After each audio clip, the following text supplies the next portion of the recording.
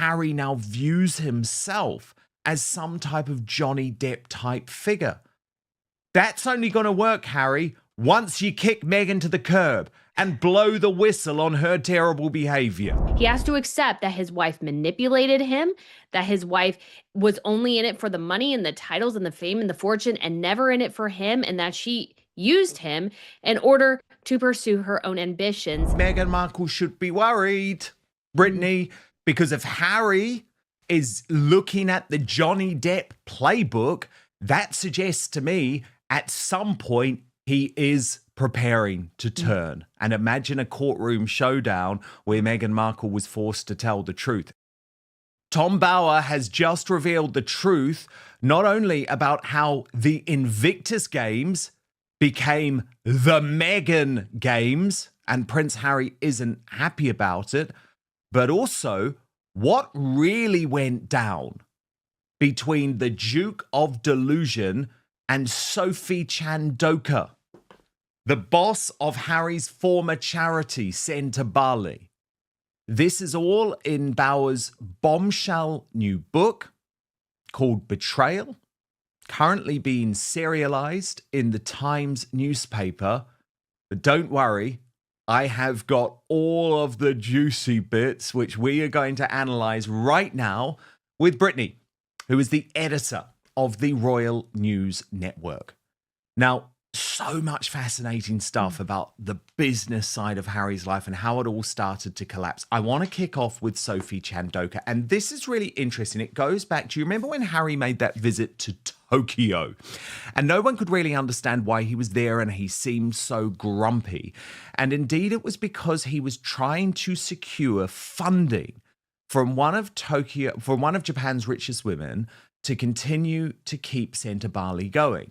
And because of his miserable attitude, it was a disaster. So Tom Bower reveals that Harry's anger that day in Japan had apparently been triggered by Haruhisa Honda's loud executive director, Midori Miyazaki. Having agreed to just one intimate dinner for 20 people, Harry discovered that Miyazaki had arranged for him to speak in an arena to more than 2,000 people, followed by a gala dinner for 250 guests. He also realized that very few had ever heard of Sentebale. Peeved that he was being, quote, manipulated and exploited by Miyazaki, Harry complained to Sentebale's new chairwoman, Sophie Chandoka. Now, this is where things get really interesting because Sophie Chandoka drops a whole number of truth bombs, which Harry just hadn't been used to hearing because, of course, Meghan had fed him a whole load of lies. He was surrounded by terrible people like David Sherborne, his greasy lawyer, saying, oh yes, you've got to go to war with the Daily Mail. And what's really interesting is that Harry then compared himself to Johnny Depp. And he said, well, Johnny Depp is hated, but he's really successful, so surely I can be the same.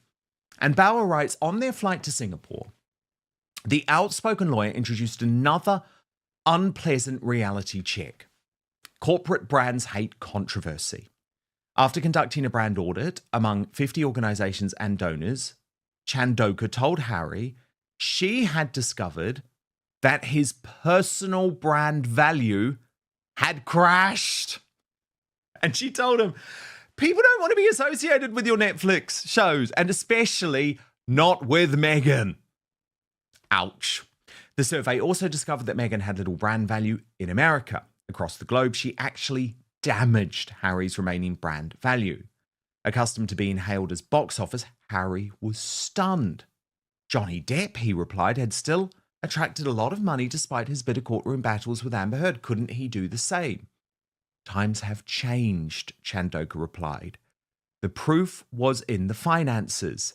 Following critical comments about Harry and Meghan on the Polo Club's websites and suspicions about Harry's acceptance of a $1 million fee for addressing an investment conference in Florida, American polo sponsors had cancelled their donations and Audi had withdrawn its annual $1 million sponsorship. They don't want to be associated with a page 6 story, Chandoka told Harry, referring to the New York Post gossip column. Brittany, this is utterly fascinating The fact that Harry sees himself as Johnny Depp is totally delusional, because there was a big difference with Depp, of course, and Amber Heard. And I know a lot about this case. I've spoken about that before. But the big difference was that Depp had long turned on Amber Heard and had sort of blown the whistle to the world on the fact that he had been manipulated by this woman. And he at least claimed that that was the reason for all of his appalling behavior. There's no comparison there, because Harry continues to back Meghan Markle, publicly back her and all of her terrible behavior, not to mention the fact that Johnny Depp has always been a bad boy film star rather than a royal trying to do good in the world. But I find it utterly fascinating that Harry now views himself as some type of Johnny Depp type figure. That's only going to work, Harry, once you kick Meghan to the curb and blow the whistle on her terrible behaviour. In today's royal update, serious questions are being raised following claims made by author Tom Bower, who has taken a closer look at Prince Harry and Meghan Markle's involvement with the Invictus Games and the Sentebale charity.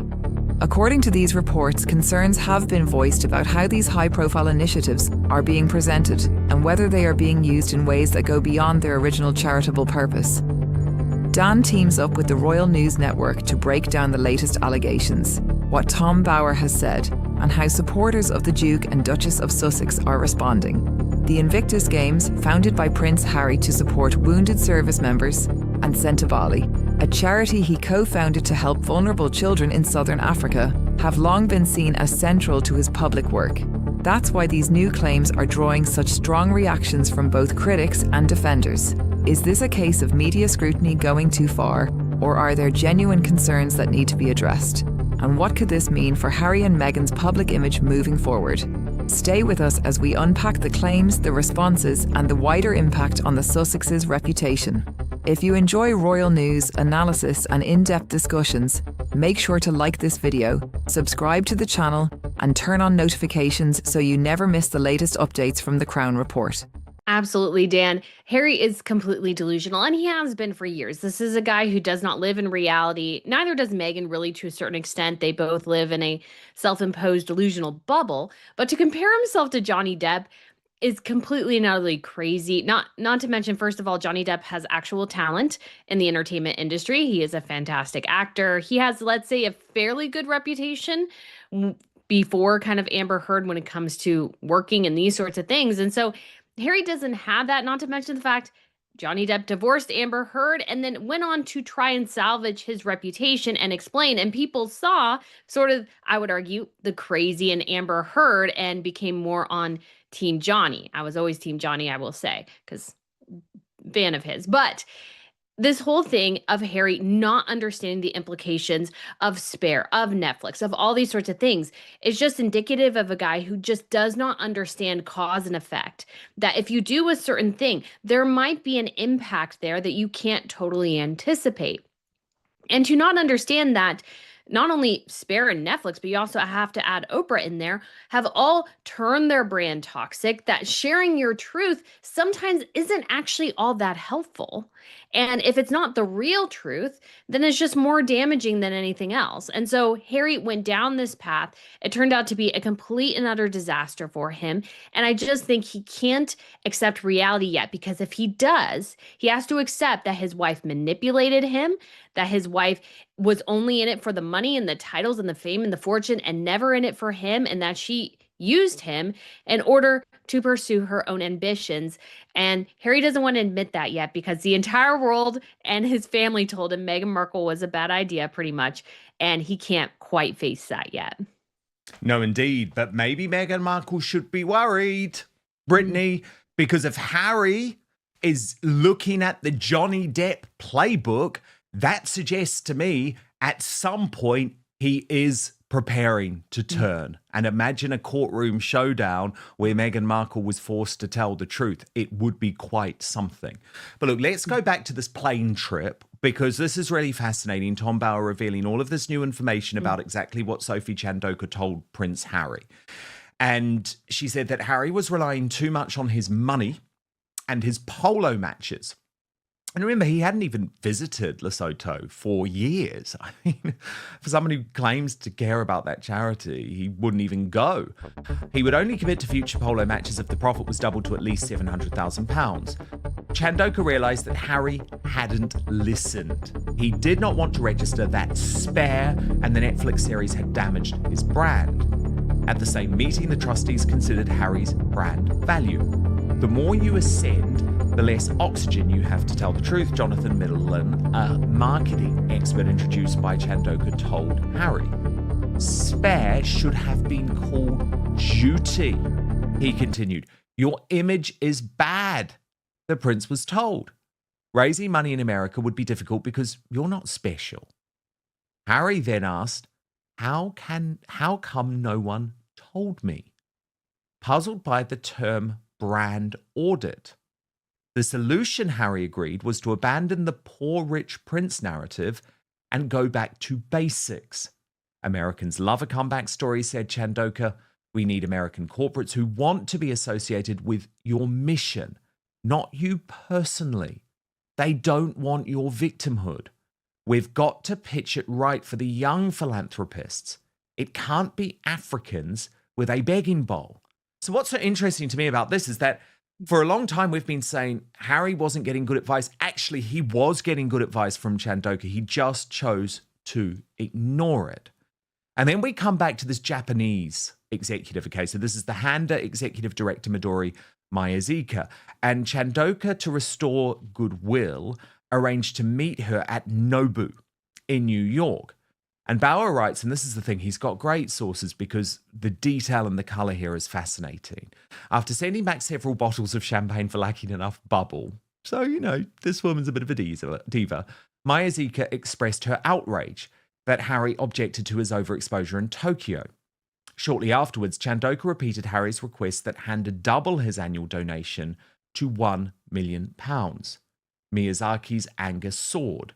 Insulted by Harry's ingratitude for her loyalty after every other sponsor had pulled out, Miyazaki confirmed that Handa would no longer support Sentebale's polo matches. With that, she ordered an Uber and disappeared. That night, Sentebale lost 23% of its income. Now, the Nobu bust-up, Bauer goes on, was reported to Harry, who is thought to have blamed Chandoka for losing the sponsorship. Midori says that she won't sponsor us unless you leave, he told Chandoka on a Zoom call. He went further, your brand audit has damaged me, you shouldn't have done it. Harry implied that he had suffered psychological harm from the audit. Harry repeated Meghan's alarm. Chandoka's audit had also damaged his wife. The Zoom meeting ended on an unsettled note. Now, he then skips forward to Harry's trip. Finally, he goes to Africa. This was October 2024. And Harry returned to Montecito, committed to bringing Sentebale under his control. He and his old friends on the board unleashed the Sussex machine on me, Chandoka complained. In her opinion, Harry and other white privileged men were undermining a black woman. That imbalance of power, thought Chandoka, amounted to bullying. But the thing is, Brittany, Chandoka won the battle because Harry had to go. And what's really interesting is that Bauer then reports that even after Harry went, Sentebale didn't lose any more funding. So the issue was Harry. And what's so fascinating, Brittany, is when he's told the truth about this brand audit, which remember was private, like that was never released to the public. It was private information so that he could do the right thing and try and salvage his brand. And as a result, salvage Sentebale, rather than actually look at that and think, okay, there's a problem with Meghan, there's been a problem with Netflix, there's been a problem with Spare. Rather than look at that and try and find ways to save the charity, what does he do? He says, oh, you've damaged my mental health by ordering this audit in the first place. Says a lot, Brittany. Says a lot. It does, Dan. Because what I think is actually damaging Harry's mental health there is actually hearing the truth for the first time probably in a while. That somebody is telling him, hey, your brand is damaged, which like we all know. There was no external damage by doing an internal brand audit because what the internal brand audit showed is the external damage that had already occurred.